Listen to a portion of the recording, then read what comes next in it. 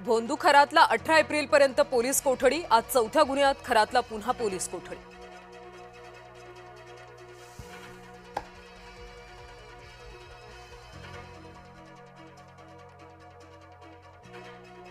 भोंदू खरात प्रकरणात ईडीच्या हाती मोठं घबाड। छापेमारीत मिळाले कोट्यवधींच्या मालमत्तांचे पुरावे।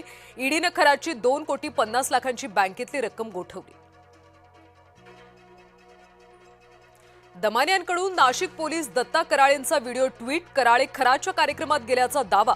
कराळे आणि खरात यांच्यामध्ये 18 कॉल झाल्याचा आरोप। कुणाचेही कुणासोबत फोटो असू शकतात। आरोपीच्या कृत्यांमध्ये सहभाग आहेच असं नाही। आशिष जयस्वालांची दमानियांच्या दाव्यावर प्रतिक्रिया। अशा पद्धतीने आयपीएस अधिकाऱ्यांना खरातकडे जाणं योग्य नाही। अंबादास दानवे यांचं कराळे प्रकरणावर वक्तव्य। भोंदू खरातचा एन्काउंटर होणार। खासदार प्रणिती शिंदेंचा गंभीर आरोप। लोकप्रतिनिधींकडे पुरावे असतील तर सादर करा। पुरावा न देता तोंडाच्या वाफा फेकू नका। मंत्री चंद्रशेखर बावनकुळेंची टीका। नाशिकमधल्या आयटी कंपनीत धर्मांतरण प्रकरण। संशयितांच्या बँक खात्यांची एसआयटी कडून चौकशी। आरोपींनी 2022 पासून जाळं विणल्याचा संशय। महिला अत्याचार धर्मांतर प्रकरणाचा तपास वेगाने। अमरावतीच्या परतवाडामध्ये प्रेमाच्या जाळ्यात ओढून तरुणींना ब्लॅकमेल। प्रेमाच्या जाळ्यात ओढून तरुणींवर लैंगिक अत्याचार। मोहम्मद अयाज तन्वीर असा आरोपी तरुणाचं नाव। त्र्यंबकेश्वर संस्थान विश्वस्त पुरुषोत्तम कडलगला 20 एप्रिलपर्यंत पोलीस कोठडी। दर्शन काळाबाजार प्रकरणी पोलिसांची कारवाई। गोरेगाव ड्रग्ज पार्टीमधल्या 6 आरोपींना न्यायालयात केलं हजर। सर्व आरोपींना 16 तारखेपर्यंत पोलीस कोठडी। हाय प्रोफाईल कॉन्सर्ट पार्टी ड्रग्जमुळे झाला होता। 2 विद्यार्थ्यांचा मृत्यू। शिवाजी पार्कमध्ये पंचतारांकित हॉटेल बांधण्याचा मुद्दा। खासदार संजय राऊतांची सरकारवर सडकून टीका। तुम्ही आता मुलांच्या मैदानापर्यंत आलात का? राऊतांचा सवाल। माजी आमदारांच्या अकलेची कीव येते। वैभव नाईक सध्या रिकाम टेकडे आहेत। निलेश राणेंची वैभव नाईकांवर जहरी टीका।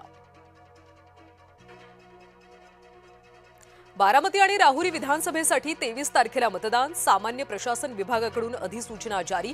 विधानसभा मतदारसंघाच्या क्षेत्रात सुट्टी जाहीर। शेतकऱ्याचा मुलगा सरकारी नोकरी मागणार नाही। तो शेतीमध्ये दुप्पट तिप्पट उत्पन्न काढेल। मंत्री चंद्रशेखर बावनकुळेंचं वक्तव्य।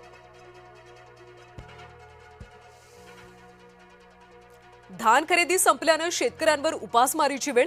धान खरेदीसाठी शेतकऱ्यांचं उपोषण। शासन दखल घेत नसल्याची तक्रार। नागपूर विमानतळावर ॲप बेस्ड कॅब चालकांचं आंदोलन। नो पिकअप नो ड्रॉप आंदोलनामुळे प्रवाशांचे मोठे हाल। किल्ले रायगडावर प्री वेडिंग फोटोशूट। शिवप्रेमींकडून संताप व्यक्त। पुरातत्व विभाग निर्बंध आणणार का? व्हायरल व्हिडिओनंतर शिवप्रेमींचा सवाल। पंतप्रधान नरेंद्र मोदींनी केलं महामानव डॉक्टर बाबासाहेब आंबेडकरांना अभिवादन। उपराष्ट्रपती सीपी राधाकृष्णन यांचीही उपस्थिती। आज भारतरत्न डॉक्टर बाबासाहेब आंबेडकर यांची 135वी जयंती। चैत्यभूमीवर राज्यपाल जिष्णुदेव वर्मा, मुख्यमंत्री देवेंद्र फडणवीस, उपमुख्यमंत्री एकनाथ शिंदे, सुनेत्रा पवार, महापौर रितू तावडे यांनी केलं अभिवादन। नागपूरच्या पवित्र दीक्षाभूमीवर भीम अनुयायांचा जनसागर। डॉक्टर बाबासाहेबांना अभिवादन करण्यासाठी दीक्षाभूमीवर अनुयायांची गर्दी। राज्यात उन्हाचा तडाखा वाढला। वर्ध्यात उष्णतेमुळे 2 जणांचा मृत्यू। तर उष्णतेपासून बचाव करण्याचं डॉक्टरांचं आवाहन।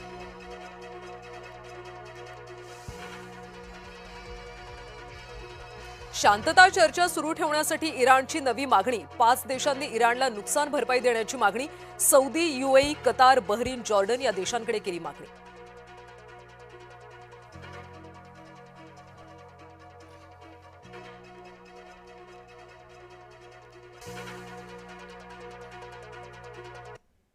नमस्कार, दुपारचे 2 वाजतात। बुलेटिनमध्ये तुम्हा सर्वांचं स्वागत। मी कल्याणी दीक्षित।